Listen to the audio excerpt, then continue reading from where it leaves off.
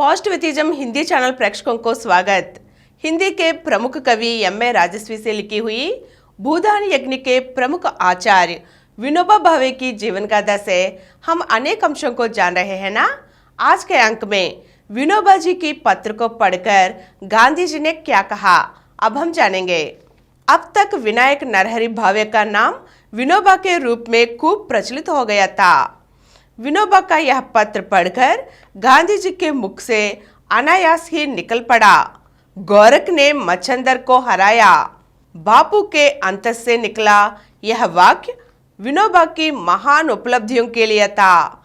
उन्होंने विनोबा के पत्र का उत्तर बड़े ही मार्मिक शब्दों में कुछ इस प्रकार दिया। तुम्हारे लिए कौन सा विशेष काम में लाऊं, यह मुझे नहीं सूझता। तुम्हारा प्रेम और तुम्हारा चरित्र मुझे मोह में डुबा दिया।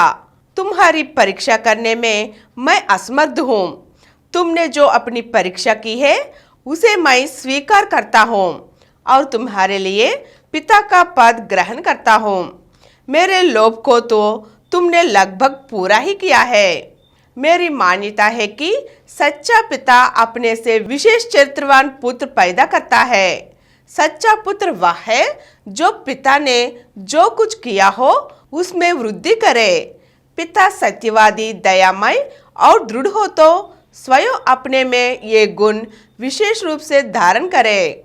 यह तुमने किया है, ऐसा दिखाई देता है। तुमने यह मेरे प्रयत्नों से किया है, ऐसा मुझे नहीं मालूम होता।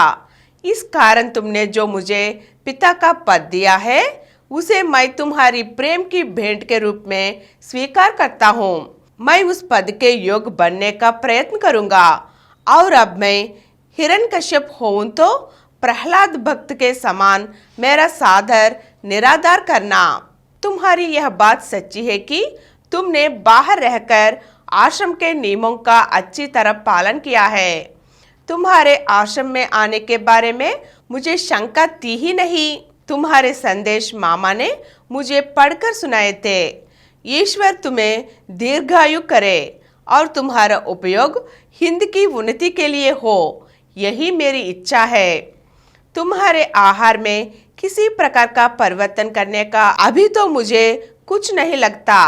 दूध का त्याग अभी मत करना। इतना ही नहीं, आवश्यकता हो तो दूध की मात्रा बढ़ाओ। रेल विषयक सत्याग्रह की आवश्यकता अभी नहीं है, पर उसके लिए ज्ञानी प्रचारकों की आवश्यकता है। यह संभव है कि शायद खेड़ा जिला में सत्याग्रह करना पड़ जाए। अभी तो मैं रमता राम हूँ। 2-1 दिन में दिल्ली जाऊंगा। विशेष तो जब आओगे तब। सब तुमसे मिलने को उत्सुक है। बापू का आशीर्वाद। विनोबा ने बापू के हृदय में बहुत गहरा स्थान बना लिया था। यही नहीं बल्कि सत्याग्रह आश्रम में रहने वाले सभी लोग विनोबा को इसी प्रकार चाहने लगे थे। बाद में विनोबा के लिए बापू के हृदय से ये उद्गार फूट पड़े, यह बहुत बड़ा मनुष्य है।